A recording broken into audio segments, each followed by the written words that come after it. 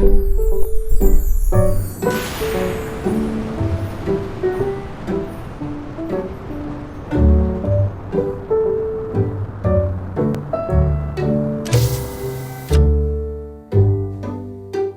am Chris. I'm a science teacher at a secondary school. I specialise in physics because I did a physics degree. I was sort of always into science in like high school. I feel like it was probably also influenced by, I've always loved science fiction, whether it's books or TV or whatever, and it's always sort of physicsy stuff, especially space related things that always interested me as a kid.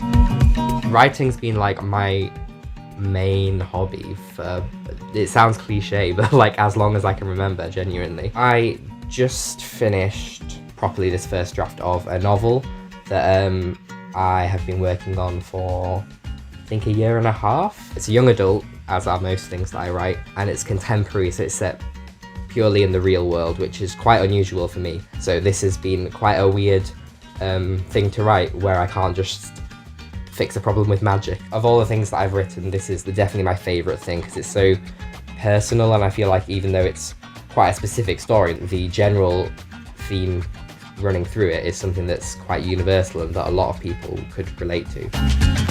I'm the type of person who, if I get forced to do something, I'm probably going to end up hating it. And I didn't want like the thing that I love most, which is like creating stories and writing, to like for me to hate it. Whereas science was like, well, there's a lot of careers you can get from science, and I was all right at it at school and college, so I wanted that to be like the route I would go down. But like writing is like the goal. Like if I was a published author, that would be the dream job.